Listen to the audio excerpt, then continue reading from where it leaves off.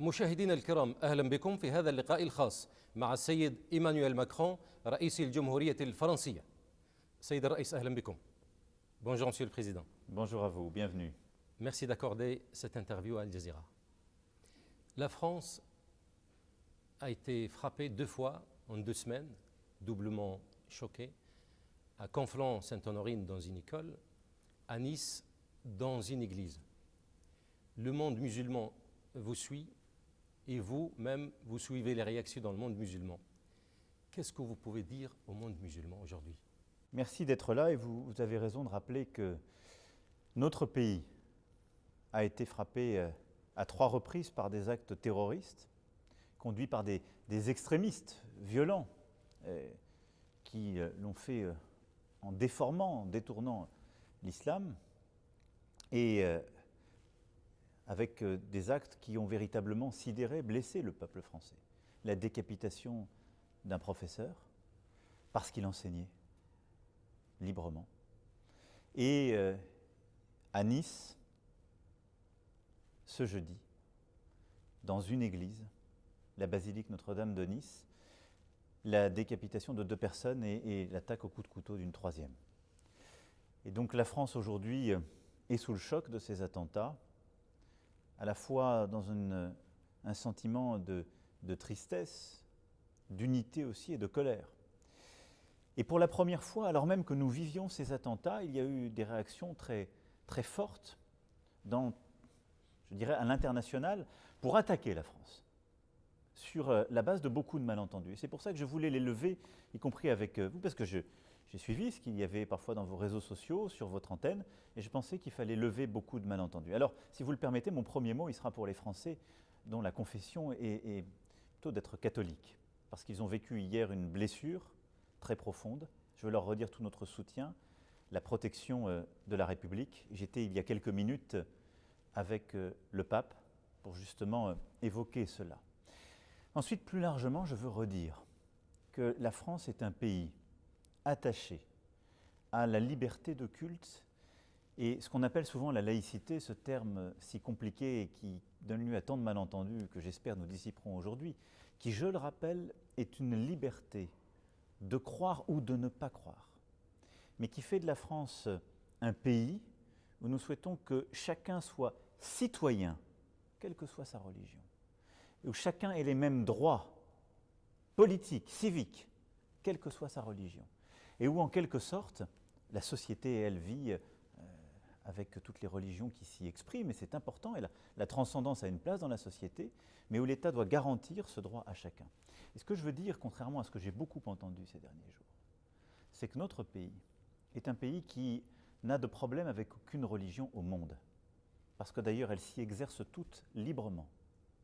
Et pour ce qui est des Français de confession musulmane, comme d'ailleurs des citoyens du monde entier dont l'islam est la religion, je veux leur dire que la France est un pays où l'on exerce librement aussi cette religion, où il n'y a pas de stigmatisation, tout cela est faux, et un pays dont la vocation universelle est d'ailleurs d'être attaché à la paix, à la capacité à vivre, quelle que soit sa religion. Donc beaucoup de choses fausses ont été dites. Je voulais ici avoir un message de fermeté contre le terrorisme, contre tous ces extrémistes violents, et en même temps de paix, d'unité, de restitution d'une certaine vérité.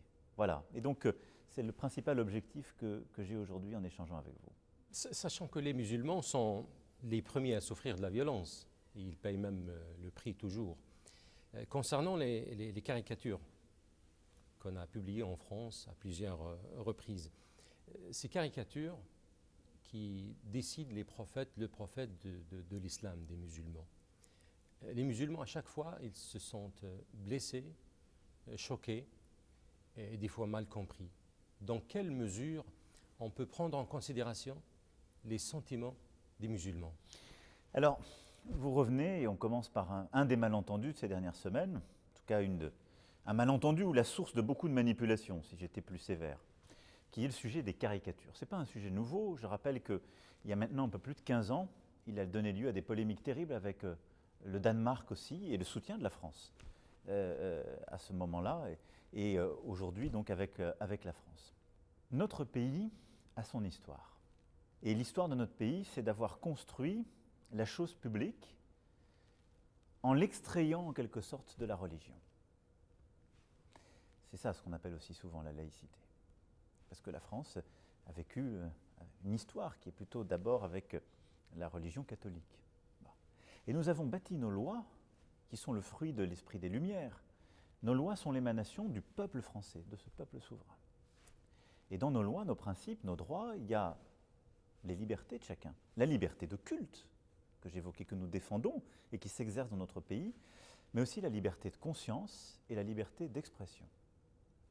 Ça veut dire que dans notre pays, la France, quiconque qui est journaliste peut s'exprimer librement sur le président de la République, le gouvernement, la majorité politique comme la minorité et sur le reste du monde. Et dans cette liberté d'expression, il y a la possibilité aussi de dessiner, de caricaturer. Ça, c'est notre droit, et il vient de loin, de la fin du XIXe siècle. Il est important de le défendre, parce que c'est celui que veut le peuple français. Et nous sommes dans notre pays souverain. Ce droit a conduit à ce qu'il y ait des caricatures dans des journaux, et nous avons aussi une histoire. Et ces caricatures se sont moquées des dirigeants politiques, votre serviteur le premier, et c'est normal, et de beaucoup de religions, de toutes les religions. Et lorsqu'on parle de caricature, je veux que vous sachiez que beaucoup de titres de presse, Charlie Hebdo, puisqu'on en a beaucoup parlé, ont surtout, d'abord et avant tout, caricaturé le Dieu des chrétiens, caricaturé la religion juive, les rabbins, etc. Et aujourd'hui, depuis plusieurs années, en effet, caricature le prophète Mohammed ou caricature, en effet, la religion aussi musulmane. Moi, je comprends les sentiments que cela éveille. Je les respecte. Mais je veux que vous compreniez le rôle qui est le mien.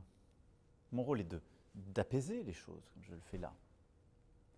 Mais c'est en même temps de protéger ces droits. Et il y a une différence qui est importante, que tous les musulmans qui ont pu être choqués doivent comprendre.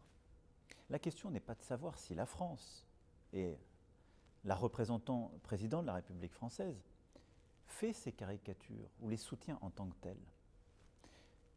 Ce n'est pas le sujet, parce que cette presse est libre, ce ne sont pas des journaux officiels, ce n'est pas le gouvernement français qui a fait ces caricatures. Mais si le président de la République en France est d'accord pour supprimer ce droit, la réponse est non, parce que c'est un droit du peuple français et il touche tout le monde. Et donc, ce qui est important, c'est que je dois préserver cette liberté. Je veux ensuite que tout ça se fasse dans le respect de chacune et chacun. Mais cette liberté est importante. Et donc, beaucoup de choses qui se sont dites ces dernières semaines sur les caricatures, on peut les condamner. Et c'est très bien, aussi vrai que des gens peuvent en France les faire et dans d'autres pays qui sont attachés à la liberté d'expression. Je trouve ça tout à fait normal qu'il y ait des gens qui réagissent, qui disent « on n'est pas d'accord, je ne suis pas… » Mais il y a deux choses que je ne peux pas accepter. La première, c'est la confusion qui a été entretenue par beaucoup de médias, parfois des dirigeants politiques et religieux, qui consisterait à dire que ces caricatures sont en quelque sorte le projet ou l'émanation du gouvernement français ou du président de la République. Non. Moi, je suis là pour préserver ce droit, et je le préserverai toujours. Mais il y a des gens qui l'exercent, c'est ainsi. Et la deuxième, c'est qu'on puisse justifier, de manière directe ou indirecte, quelque violence au nom de cette réaction. Je ne suis pas spécialiste de théologie, mais je n'ai pas compris que l'islam légitimait ou soutenait le recours à quelque violence que ce soit. Et donc, je comprends et respecte qu'on puisse être choqué par ces caricatures. Je n'accepterai jamais qu'on puisse justifier une violence physique pour ces caricatures. Et je défendrai toujours, dans mon pays, la liberté de dire, d'écrire, de penser, de dessiner. Ça ne veut pas dire que je soutiens à titre personnel tout ce qu'on dit, pense, dessine. Mais ça veut dire que ces libertés, ces droits de l'homme qui ont été pensés, voulus, créés en France, je considère que c'est notre vocation de les protéger. Et de protéger aussi la souveraineté du peuple français qui le veut. Monsieur le Président, moi je vous transmets les questions qui, de temps en temps, posées dans le monde arabe et dans le monde musulman, en se basant sur quelques déclarations de Monsieur le Président. Allez-y. Dans votre discours pendant l'hommage rendu au professeur assassiné Samuel Paty, vous avez déclaré que, je cite, « Nous ne renonçons pas aux caricatures au dessein, même si d'autres reculent. Cette fermeté, bien sûr, elle se base sur la liberté d'expression, mais elle est à chaud, elle est perçue comme une sorte de défi et non-considération des sentiments des musulmans. Comment évaluer Alors, je viens de vous l'expliquer. Mais d'abord, il y a eu sur la phrase que vous venez de dire, et je vous remercie de l'avoir littéralement citée, il y a eu dans les traductions qui ont été faites par beaucoup de médias dans le monde arabe, que j'ai vu sur les réseaux sociaux, un mensonge. Un mensonge. On m'a fait dire « je soutiens les caricatures humiliant le prophète ». Je n'ai jamais dit ça. D'abord parce que ces caricatures, et c'est important pour tous les musulmans qui nous écoutent, ces caricatures, elles touchent toutes les religions, toutes. Il n'y a pas des caricatures spécialement contre une religion plutôt que l'autre. Et au-delà de ça, tous les dirigeants. La deuxième chose, c'est que j'ai dit que je protégeais ce droit, parce que c'est mon rôle. Et que je considère ensuite que dans la société, nous devons accepter et ménager ce respect de chacune avec chacun. Mais il ne m'appartient pas à moi, en tant que président de la République, d'amoindrir ce droit parce que certains sont choqués. C'est ça que je voudrais que vous compreniez. Parce qu'à ce moment-là, j'instaurerai dans mon pays une forme d'ordre moral ou d'ordre religieux. Je dirais aux gens qui écrivent ou qui dessinent, vous n'avez pas le droit de dire cela parce que ça en choque d'autres. Et de proche en proche, la liberté d'expression se réduirait parce qu'elle deviendrait l'espace qui fait qu'en quelque sorte, on ne parle plus les uns des autres. Et c'est toute la difficulté du projet qui est le nôtre collectivement, et je crois ce qui est le projet des Lumières, des valeurs que nous portons, qui n'est pas simplement de coexister côte à côte, mais qui est d'accepter de nous commenter les uns des autres, dans le calme, dans le respect auquel je crois, de parfois nous moquer les uns des autres, quelle que soit notre religion ou nos philosophies, mais d'accepter de le faire dans un cadre de respect et un cadre pacifique. Et par rapport à la phrase que vous citiez, les réactions du monde musulman, je crois d'abord ont été dues à beaucoup de mensonges et aux détournements que j'ai évoqués, et au fait que les gens ont cru comprendre que moi j'étais favorable à ces caricatures. Je leur dis, ce n'est même pas la question. Moi je suis favorable à ce qu'on puisse écrire, penser, dessiner librement dans mon pays, parce que je pense que c'est important, que c'est un droit, sont nos libertés. Je comprends que ça puisse choquer, et je respecte cela, mais il faut en parler. Il faut en parler. Il faut construire cet espace de respect et de compréhension mutuelle. Mais je pense que la solution n'est pas d'interdire ce droit, et la solution est évidemment encore moins de justifier quelque violence au nom du fait qu'il choque. Pour les caricatures, bien sûr, ce sujet qui reste toujours, qui fait la une des événements, les musulmans ils s'opposent à toutes les caricatures de Moïse, de Jésus, de la Vierge Marie, mais ils remarquent que les dessins, les caricatures de Mohammed, le prophète de l'islam, sallallahu alayhi wa sallam, est facilement à répéter. La publication est très facile, la republication. Cette répétition, comme si c'est très facile de caricaturer le prophète de l'islam plus que les autres. Non, je vous l'ai dit, d'abord c'est faux factuellement, et ça n'est pas vrai dans notre histoire. Les catholiques de notre pays ont parfois été aussi beaucoup choqués parce qu'ils avaient vu, je sais que les juifs ont pu l'être, et donc il faut en discuter. Vous savez, quand ça vous touche vous-même, je ne parle pas là des caricatures d'une religion, mais en tant que dirigeant, ça peut ne pas vous plaire. Mais ce n'est pas parce que quelque chose ne vous plaît pas ou vous choque que ça justifie la violence, une fois encore. Mais je n'accepte pas l'idée qu'il puisse y avoir une forme de stigmatisation, c'est faux. Et je veux aussi insister sur le fait que la liberté d'expression est quelque chose de beaucoup plus large que la simple caricature, mais elle est là. Donc voilà, je pense qu'il ne faut pas tomber dans une espèce de provocation contre provocation. Je voulais vous redire la vérité des choses, à la fois l'histoire, ce que ça est. Ces dessins sont faits en France. Ce n'est pas la loi de l'islam qui s'applique en France. C'est la loi du peuple français souverain, et il en décide. Et en particulier, ces lois viennent du XIXe siècle. Qui serais-je pour dire, parce qu'une religion a un problème avec telle représentation ou tel mot, je dois interdire? Je ne peux pas le faire. Et je pense que ce n'est pas ma vocation.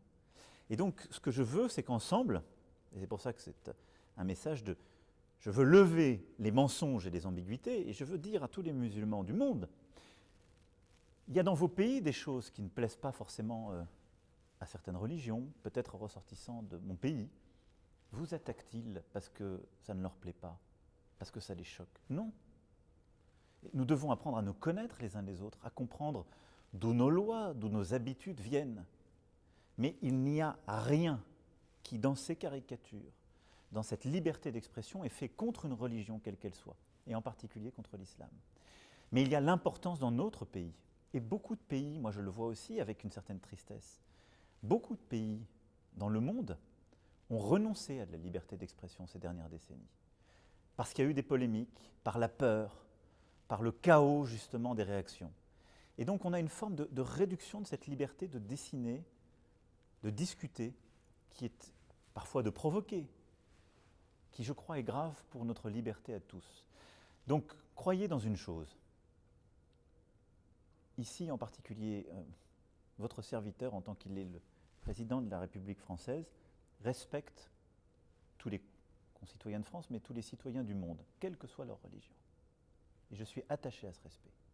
Mais je veux que vous compreniez ce qu'est l'exercice de cette liberté, qu'il vaut en France et dans d'autres pays, et que une marque de mon respect, c'est aussi de traiter les musulmans comme toutes les religions, et d'essayer d'installer cet espace de respect qui peut accepter l'humour, le décalage, à moi de dire quand les choses parfois choquent, mais pas pour les interdire ou les réduire, pour qu'on puisse en parler. Souvent, quand on parle de l'islam en France, les musulmans citent l'antisémitisme. Pourquoi il y a des lois qui pénalisent l'antisémitisme? Pourquoi il y a des lois qui ferment le débat sur certains faits historiques? Par exemple, le révisionnisme, des trucs comme ça, qu'on peut pas, qui sont protégés par la loi française. Oui, je vous confirme. Et ils disent, est-ce qu'il n'y a pas une possibilité d'avoir des lois pour protéger leurs symboles sacrés? Alors, vous confondez deux choses. L'histoire, le respect des peuples entre eux et les religions. La France combat l'antisémitisme et le racisme, sous toutes ses formes.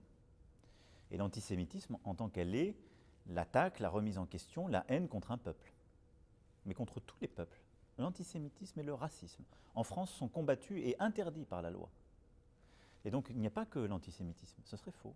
Tous les racismes le sont. Mais de la même manière, en France, on a le droit de caricaturer, pour reprendre ce qu'on évoquait à l'instant, de critiquer la religion juive, comme toutes les religions. Donc il n'y a pas un double standard, il n'y a pas un double statut, c'est faux. C'est faux. Il y a en France une loi qui pénalise en effet le révisionnisme historique, parce que beaucoup de gens ont construit l'antisémitisme sur la négation de ce qu'était la Shoah. C'est un fait historique. Mais en France, nous n'accompagnons qu'un fait historique. Allez chercher dans d'autres pays le refus de voir tel ou tel génocide ou d'enseigner telle ou telle épreuve de l'histoire, pas en France. Nous reconnaissons les choses, y compris d'ailleurs les crimes que nous avons nous-mêmes commis. Je le rappelle, il y a maintenant 25 ans, Jacques Chirac a reconnu la responsabilité de l'État français pour ce qui était la Deuxième Guerre mondiale. Nous avons nous-mêmes reconnu ce qui avait été fait au titre de l'esclavage et du colonialisme. Donc la France regarde son histoire en vérité, mais elle entend que chacun le regarde et que la haine ne se nourrisse pas d'une histoire revue, corrigée ou fausse. Et après, ce n'est pas le gouvernement qui fait l'histoire, ce sont les historiens. Toutes les formes de racisme et d'antisémitisme sont combattues en France de par la loi. Après, est-ce que ça veut dire qu'il n'en existe pas? Il en existe, et c'est un fléau terrible. Et nous luttons contre celui-ci. Et j'ai demandé au gouvernement de faire encore davantage, dès le début de mon mandat. Et d'ailleurs, mes prédécesseurs, quelle que soit leur sensibilité politique, l'ont aussi fait. À la fois parce qu'il y a eu beaucoup de violences qui ont été faites contre les Juifs en France depuis ces dernières années, mais parce qu'il y a aussi des actes qui sont commis au nom du racisme et qui sont inacceptables. Nous combattons de la même manière tous ces actes. Après, il y a la possibilité, je le disais, de critiquer les religions, et puis il y a les actes que certains font contre certaines religions. Et là, je vais être très clair, je souhaite que nous soyons intraitables, mais il y a en France, aujourd'hui, au moment où je vous parle, des gens qui commettent des actes contre les musulmans parce qu'ils sont musulmans, contre les catholiques parce qu'ils sont catholiques, contre les protestants parce qu'ils sont protestants, contre les juifs parce qu'ils sont juifs, et j'en passe. Et donc j'ai souhaité que le ministre de l'Intérieur puisse confier à un parlementaire en mission justement cette responsabilité d'identifier, de suivre, de bâtir une transparence sur tous les actes qui sont faits contre nos concitoyens sur notre sol en raison de leur religion. Après les critiques que la France a subies ces derniers dernières semaines. Il y a la campagne du boycott. Quelle est votre réaction vis-à-vis de cette campagne de boycott? Elle est indigne et je la condamne. Mais elle est faite par certains groupes privés. Parce qu'ils n'ont pas compris et qu'ils sont reposés sur les mensonges, sur les caricatures, parfois par d'autres dirigeants. C'est inadmissible. Parce que vous comprenez qu'est-ce qui est en train de se passer sur le sujet des caricatures. Parce qu'en France, qui est un pays souverain, je décide que le droit, la loi voulue par le peuple souverain est appliquée. Que moi-même j'ai des mots d'apaisement. Mais que je dis, ce droit, je ne vais pas y renoncer. Parce que ce serait inconstitutionnel. Et ce serait une perte de souveraineté pour nous terrible. Pour cela, parce que les gens confondent cette position, qui à mon avis est inattaquable, avec le fait de les soutenir, ils se mettent à attaquer un État. Mais je le dis aussi à beaucoup de dirigeants. En France, la presse est libre. Dans beaucoup de pays qui ont appelé au boycott, il n'y a plus de presse libre. C'est-à-dire qu'il n'y a plus de possibilité de caricaturer, mais pas seulement le prophète, ou Dieu, ou Moïse, ou qui que ce soit, mais les dirigeants même du pays. On fait parfois la caricature de dirigeants étrangers, pas du pays où l'on vit. Parce qu'on a cassé les mains des caricaturistes ou des dessinateurs.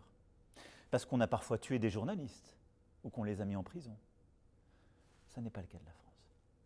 Et donc quand un journal en France dit quelque chose, ça n'est pas la position du gouvernement. Et décider du boycott d'un pays, d'un peuple, parce qu'un journal a dit quelque chose dans notre pays, est fou. Ou c'est juste transposer ce qui vaut dans certains pays, mais pas chez nous, et pas dans le monde libre. Parce que la parole d'un journaliste n'est pas une parole de propagande. Il n'y en a plus chez nous et je m'en félicite. Vous craignez des répercussions sur les Français à l'étranger, sur les sociétés françaises à l'étranger? Et je pense que tous les dirigeants politiques et religieux qui ne condamnent pas avec la plus grande clarté toute forme de violence à l'égard de la France, qui est un pays de liberté et de lumière, prennent une responsabilité, parfois directe, en tout cas indirecte, certaine, sur les violences qui seraient commises à l'égard des Français en France ou à l'étranger. C'est pourquoi, avec le message d'amitié et d'apaisement que je voulais faire aujourd'hui, c'est aussi un message d'appel à la responsabilité. J'ai vu trop de gens, ces derniers jours, dire des choses inacceptables sur la France, corroborer tous les mensonges qui étaient dits sur nous, sur ce que j'avais pu dire, et être les complices tacites du pire. Vous savez, je veux que vous compreniez ce que nous sommes en train de faire en France. Depuis plusieurs années, nous combattons le terrorisme, avec force. Il a coûté la vie à plus de 300 de nos concitoyens, et parfois d'étrangers qui vivaient sur notre sol. Ce terrorisme, qui est fait au nom de l'islam, est un fléau pour les musulmans du monde entier. Vous le disiez vous-même tout à l'heure. Vous savez, quand on regarde les chiffres qui aujourd'hui font autorité, si on prend les 40 dernières années dans le monde, plus de 80% des victimes de ce terrorisme sont des musulmans. Lorsque des jeunes filles sont enlevées au Nigeria par des groupes au nom de l'islam, ce sont ces jeunes filles dont les familles sont musulmanes qui en sont les victimes. Lorsque telle maternité est bombardée, je pourrais citer des dizaines d'exemples. La principale victime du terrorisme fait au nom de l'islam sont les musulmans. Ce terrorisme, nous le combattons parce qu'il nous frappe sur notre sol. Il y a ensuite une deuxième catégorie que j'ai décidé de combattre. Et là-dessus, il y a eu des incompréhensions parce qu'il y a eu un problème de traduction. C'est ce qu'on appelle en France l'islamisme radical. Qu'est-ce que ça veut dire? Ce sont les extrémistes violents qui détournent la religion et qui commettent des violences au sein de l'islam. Et on a traduit ce combat que je menais comme étant un combat contre l'islam. Non, au contraire. La France est un pays où il y a plusieurs millions de nos concitoyens dont la religion est l'islam. Je ne vais pas les combattre. Ils sont pleinement citoyens, ils veulent vivre en paix. Et nous avons des pays amis partout dont la religion majoritaire est l'islam. Mais aujourd'hui, au nom de l'islam et détournant cette religion, des extrémistes violents font le pire. Et ils ne sont pas terroristes. Mais qu'est-ce qu'ils font? Ils déscolarisent des enfants, ils les endoctrinent et ils justifient la violence. Sur notre sol en France, ils agissent, en connexion avec des groupes à l'étranger. Et donc, ce à quoi nous nous sommes attelés depuis 3 ans avec beaucoup de force, c'est justement d'essayer de réduire leur emprise pour protéger notre peuple et pour protéger, entre autres aussi, les Français de confession musulmane. Parce qu'ils nourrissent progressivement un sentiment qui peut être nocif pour l'amitié justement entre les religions. Parce que comme tout ça se fait au nom d'une religion, il y a une incompréhension qui naît. Et donc, ce que j'ai réaffirmé dans le discours des Mureaux au début du mois d'octobre, c'est ma détermination par un projet de loi qui arrive, qu'on a appelé séparatisme. Mais je veux lever les ambiguïtés, qui est un projet de loi pour lutter contre ces groupes et ces personnes extrémistes, violents, qui agissent au nom de l'islam. C'est de protéger toutes les Françaises et les Français, et plus largement, et en particulier ceux dont la religion est l'islam. Et donc, qu'est-ce que nous allons faire? Les empêcher de déscolariser des enfants de la République. Nous allons empêcher qu'il y ait des financements liés avec des activités terroristes qui viennent leur permettre de mener leurs activités. Donc on va créer de la transparence financière. Et on va surtout s'assurer, ce qui est pour moi essentiel en France, que toute personne, quel que soit son culte, ce n'est pas mon sujet, quelle que soit sa religion, mais respecte pleinement les lois de la République française. Ça, c'est essentiel. Et donc c'est ça ce que nous sommes en train de faire. Mais moi, je veux faire la séparation entre ces extrémistes qui commettent le pire ou justifient le pire, parfois dans des discours très sophistiqués et dangereux, avec les musulmans. Et partout ces dernières semaines, dans le monde musulman, on a essayé d'agréger les deux, en déformant mes propos, en faisant mentir, en disant « président de la République française et donc la France, ils ont un problème avec l'islam ». Non, nous n'avons aucun problème avec l'islam. Aucun. Notre histoire d'ailleurs, intellectuelle, culturelle, est intriquée avec l'islam. Nous sommes un des premiers pays qui a traduit le Coran. À la Sorbonne, en France, depuis le XVIIe siècle, on le traduit, on l'enseigne, et des controverses importantes s'y sont tenues. Nous sommes un des premiers pays à avoir ouvert dans le cœur de la capitale une magnifique mosquée, la Grande Mosquée de Paris, et interrogé nos représentants religieux, le président du Conseil français du culte musulman, le recteur de la Grande Mosquée. Ils vous diront la même chose que ce que je viens de vous dire. Et donc le combat dans lequel nous sommes engagés, qui est un combat pour nos générations essentielles, c'est un combat contre le terrorisme, contre l'extrémisme violent et tous les discours de justification de cette violence au nom de l'islam, mais pour protéger nos concitoyens dans tous les pays du monde, quelle que soit leur religion, y compris les musulmans. L'islam, ce mot-là, vous l'avez dit dans votre discours des Mureaux, surtout cette phrase qui a été répandue et publiée plusieurs fois, je cite, « L'islam est une religion qui vit une crise profonde aujourd'hui partout dans le monde ». Cette phrase, bien sûr, a été dite dans un discours qui dure 70 minutes, mais on a focalisé sur cette phrase et qui a fâché beaucoup de monde. Qu'est-ce que Monsieur le Président veut dire par cette phrase et ce diagnostic? Ce que je viens d'évoquer à l'instant, vous avez raison de dire que cette phrase a été sortie de son contexte et d'un discours de 70 minutes, mais ce que j'ai voulu dire très clairement, c'est qu'aujourd'hui, il y a dans le monde des individus qui, au nom de cette religion, la déformant, prétendant défendre cette religion, tuent, assassinent, égorgent, et ont un discours justifiant une forme de sortie du reste du monde de groupes humains. Et qu'il y a aujourd'hui une violence qui est portée par des mouvements, des individus extrémistes au nom de l'islam. Et c'est un problème, évidemment pour l'islam, parce que les musulmans en sont les premières victimes, j'en rappelais les chiffres, à plus de 80%, et c'est un problème pour nous tous. Et donc, toutes les religions ont vécu ce type de crise dans leur histoire. Donc, la crise, elle n'est pas au sein de l'islam, mais elle est au sein de la société musulmane, pour être plus... La crise, elle est au sein de nos sociétés, parce que nous avons partout des individus qui, au nom d'une religion, d'ailleurs souvent en la connaissant mal, avec la complicité parfois de gens qui la connaissent mieux ou prétendent mieux la connaître, commettent le pire, des actes terroristes, des actes d'une grande violence, et des projets politiques qui sont complètement contraires à nos valeurs et à la capacité à vivre ensemble. C'est ce qui va justement de ces extrémistes violents jusqu'au terrorisme. Ces personnes-là sont un danger pour nos sociétés. Et nous le vivons, elles sont un danger parce que la Tunisie a vécu dans sa chair des attentats qui ont été faits par justement ces terroristes au moment du Bardo. L'Algérie a vécu il y a plusieurs décennies des attentats terribles qui ont été faits par des extrémistes au nom de cette religion. L'Afghanistan a vécu cela, aujourd'hui le Sahel le vit et l'Afrique subsaharienne, et nos sociétés le vivent. On ne peut pas faire comme si de rien n'était. Ces gens-là ne le font pas au nom d'autre chose. Et donc c'est aussi pour cela que le moment que nous vivons est si important et que j'ai voulu m'adresser à vous. Parce que je pense qu'il est absolument vital pour nous tous que tous les musulmans du monde soient extrêmement lucides sur cette situation et aident toutes celles et ceux qui veulent se battre contre la violence Il n'y a rien qui la justifie. Et qu'ils doivent tous se grouper derrière des initiatives que nous devons prendre pour justement combattre avec clarté non seulement les terroristes, mais ceux qui bâtissent des idéologies qui justifient le terrorisme. Et pour moi, j'en viens à un élément clé de la bataille que nous menons. C'est qu'au fond, c'est développer une idéologie dans le monde qui, en détournant une religion, est devenue une idéologie de mort. C'est ça l'extrémisme violent au nom de l'islam. C'est ça ce que fait Al-Qaïda. C'est ça ce que fait Daesh. C'est ça ce que fait justement ce que font les groupements l'État islamique au Grand Sahara et plusieurs autres.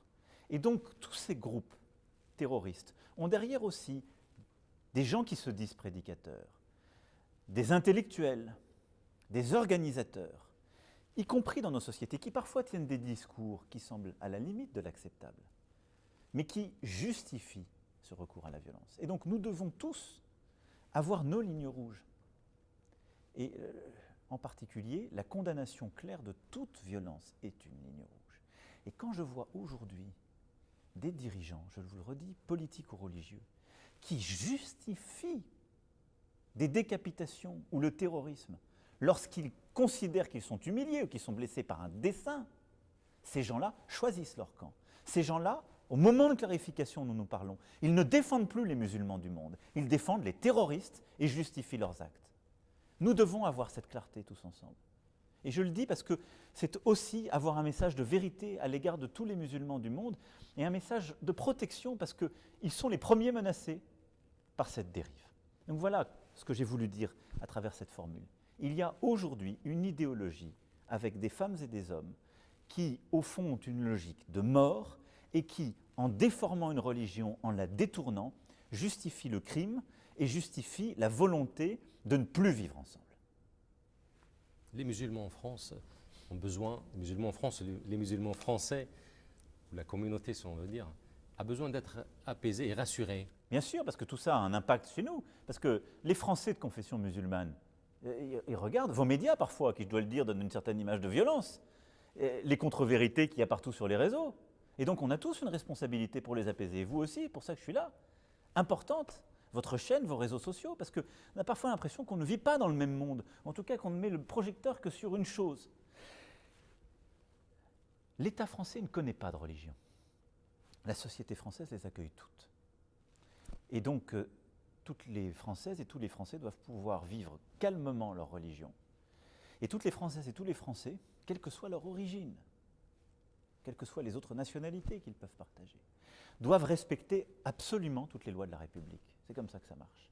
Mais je veux avoir un message d'apaisement et de paix parce que le projet qui est le mien, qui est le nôtre, celui sur lequel le peuple français m'a confié mandat, mais je crois celui qui est historiquement celui de notre pays, sa mission profonde, c'est une mission de paix entre les religions parce que c'est une mission de savoir, de construction de la raison. Et donc, en quelque sorte, moi, je ne m'occupe pas de savoir ce que vous croyez.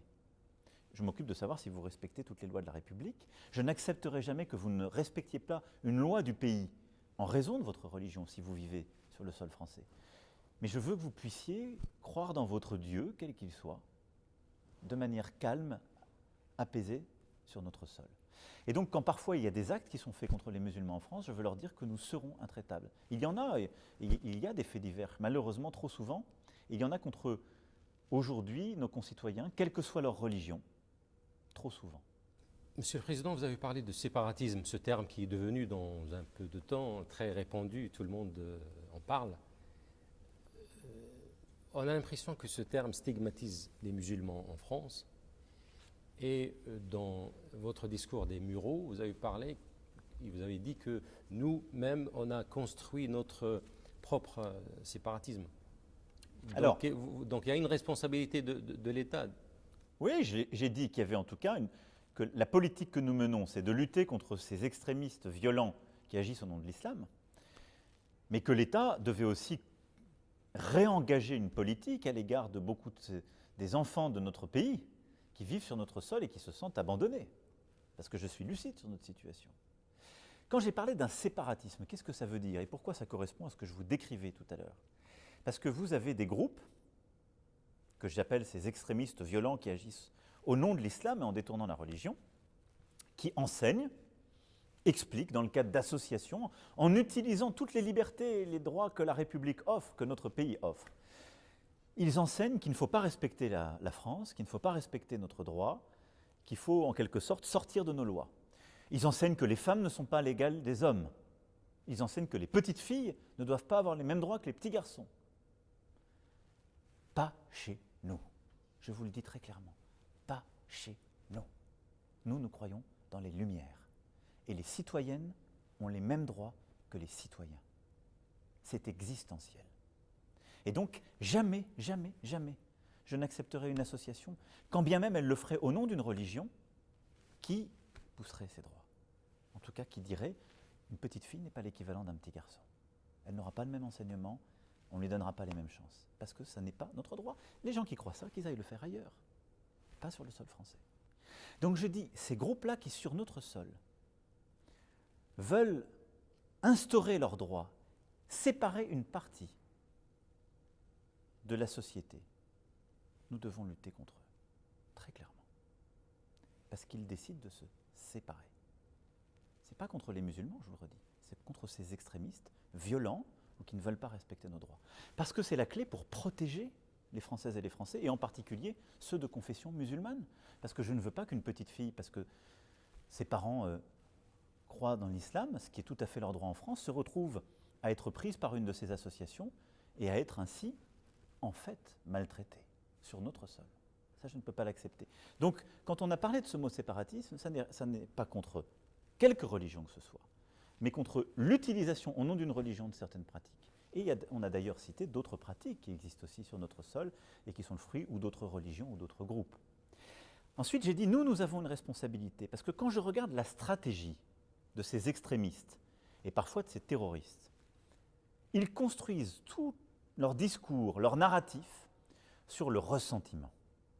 C'est-à-dire, ils expliquent au monde musulman, vous n'avez pas été bien traité par l'Occident, vous avez été humilié, vous avez été colonisé, vous n'êtes pas bien traité dans leur société. D'abord, moi je regarde les faits, nous avons une histoire. Je me suis déjà exprimé sur le colonialisme et l'histoire de la France sur plusieurs continents. Donc on la regarde en face et je sais ce qu'est cette histoire. Mais je n'accepte pas, et donc il faut aller au bout d'ailleurs de ce travail de réconciliation par l'histoire, la vérité. Mais je suis frappé de voir que ces discours des groupes extrémistes prospèrent au sein d'une jeunesse qui n'a jamais, elle, connu la colonisation, qui est parfois en France depuis des générations. Et ça marche pourquoi ? Parce qu'en effet, il y a un ressentiment qui est, lui, plus économique et social. Et donc, je considère que nous, en France, on n'a pas assez fait le travail pour permettre à tous les enfants nés sur notre sol ou arrivés de réussir avec la même égalité. Et là, je ne voudrais pas qu'on confonde deux choses. Ça n'a rien à voir avec la religion, très peu. Ça a à voir souvent avec le prénom, le nom, la couleur de peau, le lieu où l'on habite. Donc le modèle d'intégration en France nécessite une amélioration. Oui, il nécessite un plus grand engagement collectif. Parce que nous avons aujourd'hui ce que j'appellerais des corporatismes qui bloquent la société. Ils touchent tout le monde, vous savez. Ils touchent aussi des jeunes qui sont dans des quartiers qui ne sont pas les plus difficiles de la société, mais qui viennent de milieux modestes. Mais ils touchent encore plus les jeunes qui viennent de milieux modestes et qui sont souvent issus de l'immigration et qui ont une couleur de peau qui est différente. C'est un fait. Et je le regarde en face. Donc nous devons faire beaucoup plus par notre politique de logement. On l'a déjà commencé depuis 3 ans. Mais c'est ça aussi que je veux accélérer. Par nos politiques de logement, pour que le logement soit, justement, l'accès au logement soit plus équilibré sur le territoire. Par notre formation. Et on doit faire beaucoup plus pour l'emploi. Et la clé dans ces quartiers, pour éviter que ce soit les groupes extrémistes violents qui réussissent, qui endoctrinent, c'est qu'on retrouve le rêve républicain, un rêve français. C'est que ces jeunes, ils aient la possibilité de trouver des opportunités économiques, qui deviennent des champions dans les start-up, qui deviennent des champions dans le cinéma, qui deviennent des champions et des championnes dans le milieu académique français, qui deviennent des champions et des championnes dans la transition écologique. Et aujourd'hui, ils sont davantage bloqués que dans le reste de la société. C'est vrai. La laïcité française, on a l'impression qu'elle est hypersensible aux faits religieux d'une manière générale. Et j'ai parfois le sentiment que c'est certaines religions qui sont hypersensibles aussi à la laïcité française. Oui, mais de loin, J'ai encore jamais vu quelqu'un condamné à mort au nom de la laïcité française. De loin, monsieur, Vous m'accorderez ce distinguo. bien sûr, heureusement. Oui, mais j'aimerais que tout le monde soit aussi clair que ça. La ligne rouge. Quiconque condamne à mort ou justifie un acte violent, pour moi, est de l'autre côté. Si on est clair là-dessus, on aura fait un énorme progrès déjà au cours de cette émission. Loin de la violence et la condamnation, et la laïcité française, on a l'impression qu'elle est sensible aux faits religieux et surtout à l'islam, à certains aspects de l'islam. Le foulard, ça fait 30 ans qu'on parle du foulard et du voile islamique. On n'a pas ce genre de débat en Grande-Bretagne ou bien dans d'autres pays européens. De loin, on voit cette sensibilité. Pourquoi en fait? Alors, je vais vous dire d'abord pourquoi il y en a une, ce que c'est que la laïcité et pourquoi il y a des différences avec d'autres sociétés. Je ne dis pas que c'est mieux en France. Je vais essayer de vous expliquer pourquoi. La laïcité, c'est à la fois la possibilité de croire ou de ne pas croire, sans que ça ait quelques conséquences sur votre citoyenneté. Et donc c'est une loi de liberté, la laïcité. C'est ce qui fait qu'en France, vous pouvez, je vous le dis, croire ou ne pas croire, quelle que soit votre religion. Et je vous invite à faire cet examen critique. Beaucoup de pays, parfois, qui nous donnent des leçons, comment traitent-ils certains de leurs concitoyens quand ils ont telle ou telle religion? Ont-ils les mêmes droits? Souvent non. Ensuite, c'est un principe de séparation de l'Église et de l'État. C'est que l'État est neutre et ne s'occupe pas de religion. Il ne les finance pas, il ne les réglemente pas. Et celles et ceux qui servent l'État, qui sont fonctionnaires, ont un principe de neutralité. Ils ne doivent pas avoir de signe apparent de religion pour accueillir tout le monde. Et notre école, pour nos élèves, parce que nous formons des consciences qui ne sont pas encore adultes, elle doit permettre justement cet espace neutre, et donc c'est pour ça qu'il n'y a pas de signe religieux dans notre école, jusqu'à 18 ans. Il peut y en avoir à l'université. Mais une fois qu'on a dit ça, la laïcité ne veut pas dire l'effacement des religions. Ça, c'est pas vrai. Et donc, dans la société, toutes les religions vivent. Et vous voyez dans les rues le foulard. Et vous voyez dans les rues des gens qui peuvent porter la croix ou la kippa. Parfois, on a fait ces confusions, ce n'est pas le cas en France. Mais il y a ces espaces de neutralité quand l'État est présent, et il y a ce distinguo. Donc, je le redis très clairement, en France, le principe de laïcité n'a pas de problème avec l'islam comme religion. Aucun. Ce qui ensuite est un fait, c'est qu'au moment où les cultes se sont organisés, l'islam était très peu présente en France. La civilisation musulmane a cette histoire avec notre pays et a beaucoup apporté à notre pays depuis des siècles et des siècles. Et nos savants s'y sont intéressés, nous avons un rapport avec un islam des Lumières très fort. Mais il y avait peu de citoyens dont la confession était l'islam en 1905. Avec les vagues migratoires des années 60-70 et qui en sont poursuivies ces dernières décennies, l'islam a grandi dans notre pays. Et je le disais, les chiffres ne sont jamais précis parce qu'on ne fait pas de statistiques religieuses. Mais quand je regarde les analyses qui sont faites par certains instituts, ils disent entre 4 et 6 millions de Français auraient comme religion l'islam. Donc nous n'avons pas de problème avec cette religion qui est celle de plusieurs millions de nos concitoyens. Alors, une fois que j'ai dit ça, pourquoi les choses ne sont pas dans notre société, par exemple, comme en Grande-Bretagne? Parce que nous ne sommes pas un pays, une société qu'on appelle multiculturelle. C'est vrai que les anglo-saxons, parfois plusieurs autres pays en Europe, se sont construits très différemment par rapport aux religieux. Je rappelle que, par exemple, la Grande-Bretagne est encore une monarchie parlementaire. Le monarque a un rapport avec une religion qui elle-même s'est construite d'ailleurs dans la douleur, par des péripéties du XVIIe siècle. Et donc le rapport au religieux n'est pas le même. Le rapport du politique au religieux n'est pas le même, parce que c'est le fruit d'une autre histoire. Mais les sociétés anglo-saxonnes ont en effet un multiculturalisme qui est là, qui fait que les religions cohabitent. Est-ce que c'est un meilleur modèle que le nôtre? Moi, je ne le jugerai pas, mais il est différent, vous avez raison. Mais je voudrais dire 2 mots sur la beauté du modèle français, parce que j'y crois très profondément. J'y crois pas pour lutter contre telle ou telle religion. Moi, je veux que tous les enfants nés ou arrivant sur le sol de notre pays vivent heureux et en harmonie. Mais parce que je pense que dans l'ambition française, il y a quelque chose d'unique, qui est l'idée qu'au fond, on peut avoir la même représentation du monde parce qu'on est citoyen d'un même pays, parce qu'on est citoyenne et citoyen d'un même pays. Et c'est l'idée de dire, vous pouvez exercer votre religion, vous pouvez croire ou ne pas croire, mais nous devons dialoguer, nous respecter, pour partager la même représentation du monde. C'est-à-dire qu'on doit savoir vivre ensemble au sens propre et profond du terme. Nous devons savoir nous comprendre, accepter l'altérité de l'autre et bâtir, oui, une représentation commune de ce que nous sommes et du reste du monde. Et donc ce que nous devons faire l'effort de faire tous, c'est de reconnaître chacun, quelle que soit sa religion, de l'embrasser, de lui permettre de vivre en paix. Mais c'est de lui dire, on doit avoir un dialogue permanent pour bâtir ensemble les lois qui sont les nôtres. Et ce n'est pas au nom de ta religion que tu peux sortir de la citoyenneté. Et c'est jamais au nom de la citoyenneté qu'on peut combattre une religion. Ça, c'est le message que porte la France. Et elle l'a, à un moment donné, aussi largement diffusé dans le proche Moyen-Orient, sur le continent africain. Et je pense qu'il ne faut pas oublier ce message. Parce que quand je regarde la folie du monde dans lequel nous vivons et sa brutalité, elle est aussi aujourd'hui liée au fait que des gens dans un même pays ne veulent plus bâtir des lois ensemble, non plus la même représentation du monde ensemble, même si c'est fait par des médiations imparfaites. Ils veulent simplement que leur religion l'emporte sur une autre, que leur représentation du monde l'emporte sur une autre. Et c'est pour ça que je le dis avec vraiment beaucoup d'humilité et d'amitié, au sens propre du terme pour tous les musulmans. Ne vous méprenez pas sur ce qu'est la liberté d'expression en France. Ça n'est en aucun cas quelque chose qui est fait pour vous atteindre, vous blesser. Mais aidez-moi à la défendre. D'abord parce que parfois dans vos pays, vous l'avez eue, cette liberté. Peut-être vous en avez oublié le sel. Il n'y a rien de plus beau que cela. Mais aidez-moi à la défendre parce que c'est à cette condition qu'on peut vivre ensemble. Sinon, on ne peut vivre que les uns contre les autres.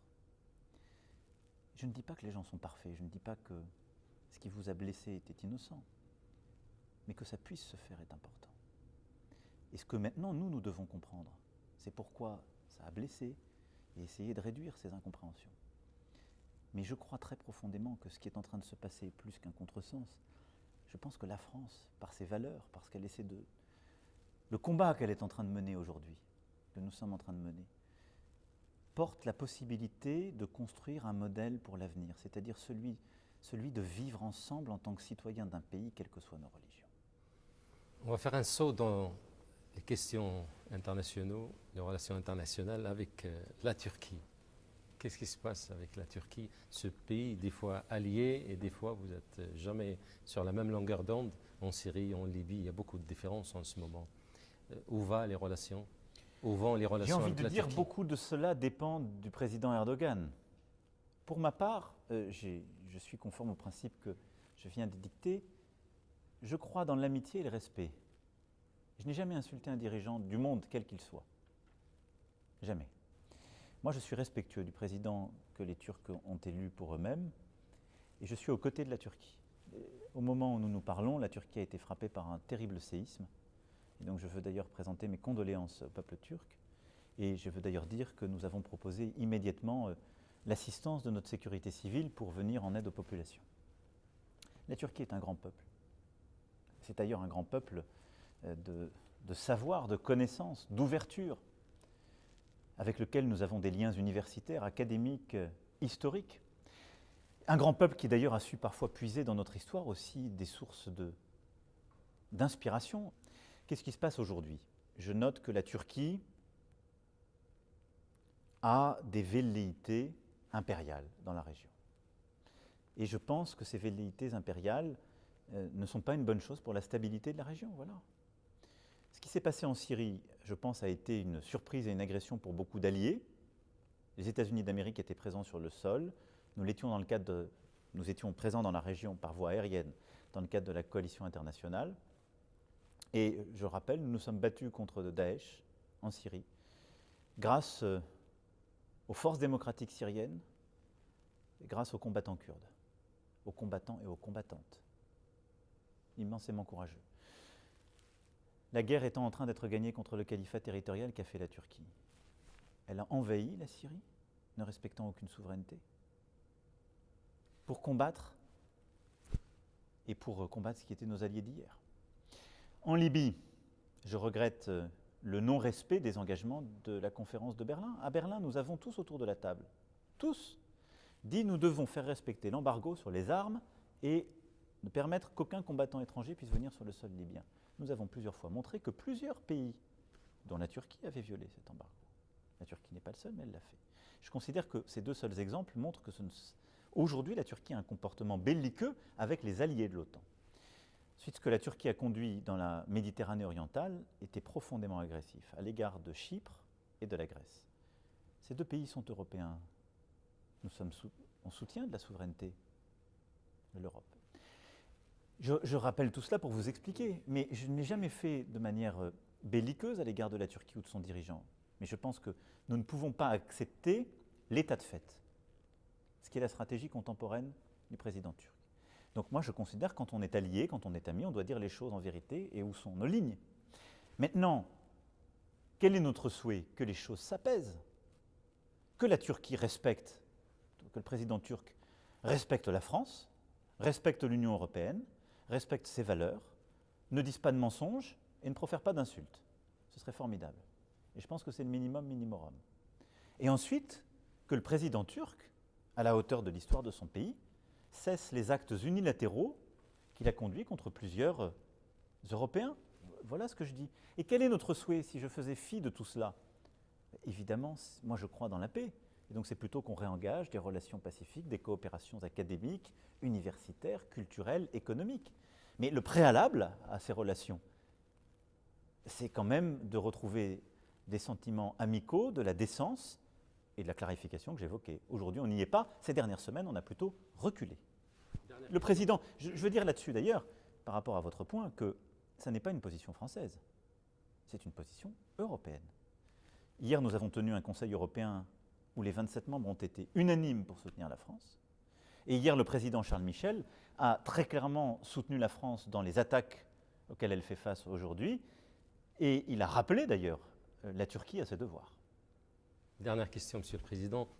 Il y a une pierre dans l'édifice civilisationnel dans les deux mondes, la pierre de Rosette, 1799, découverte par Jean-François Champollion. Ce modèle de relations culturelles, comment le renforcer dans le futur, de l'avenir? Mais vous savez... C'est ma dernière question. Non, merci de finir avec justement ces liens de civilisation et de connaissance. Comment le renforcer? En renforçant la connaissance mutuelle. Je l'ai dit, dans la politique que j'entends mener, nous allons investir dans notre enseignement supérieur, nos recherches académiques et culturelles, pour recréer des chaires à l'université française sur le Maghreb, le Proche, le Moyen-Orient, sur la civilisation musulmane. Je souhaite aussi qu'on puisse multiplier les partenariats. J'en ai beaucoup noué depuis que je suis président. Mais nous avons besoin, tous, de mieux connaître nos civilisations. Et donc je pense que le temps de la pierre de Rosette a vécu, avec d'ailleurs ce qu'il y a de cette histoire. Mais vous avez raison de le citer, il y aurait beaucoup d'autres exemples à convoquer. Mais je pense qu'aujourd'hui, la voie qui doit être la nôtre, c'est celle de la connaissance, de la raison, de la coopération scientifique, académique, de l'éducation. Ce qui nourrit la peur, c'est l'incompréhension. Ce qui nourrit la haine, c'est l'ignorance. Et les tyrans de ce monde entretiennent cela. Et donc l'arme la plus efficace contre les tyrans, contre ces extrémistes dans la durée, c'est la connaissance. C'est la compréhension. Et c'est la connaissance du visage de l'autre dans toutes ses aspérités, de ses traits. C'est la capacité à regarder le visage de l'autre dans ce qu'il a différent avec le mien. Nos civilisations les unes avec les autres, les hommes et les femmes que nous sommes. C'est très important. Et donc je pense que cette histoire-là doit se poursuivre, et nous allons le faire, en investissant dans la connaissance de nos civilisations, en créant des chaires dans les pays du Proche Moyen-Orient et des pays arabes, à la fois sur évidemment la civilisation musulmane, mais la civilisation européenne, les Lumières, la philosophie française et la culture française, de développer en France des chaires universitaires pour mieux connaître la civilisation musulmane, permettre les controverses académiques, parce que quand les controverses se font entre les femmes et les hommes de savoir, le combat s'arrête entre les femmes et les hommes d'ignorance. Et on peut éduquer chacun. Moi, je crois profondément à cela. Je crois au savoir, au respect mutuel, à la connaissance. Mais nous aurons, soyons très clairs, dans la période qui vient, des combats ardus à mener, difficiles. Parce qu'aujourd'hui, certaines et certains ont décidé du pire. Et dans ce combat contre l'ignorance, dans ce combat qui est un combat de haine, j'aurai besoin de toutes les femmes et les hommes de bonne volonté, quelle que soit leur religion. Monsieur le Président, shukran. Merci d'avoir accepté de répondre à nos questions, surtout que ça coïncide, cette interview, avec le 24e anniversaire d'Al Jazeera. Merci Monsieur le Président, shukran. أما أنتم مشاهدينا الكرام فينتهي هنا لقاؤنا الخاص مع السيد إيمانويل ماكرون رئيس الجمهورية الفرنسية وشكرا على المتابعة.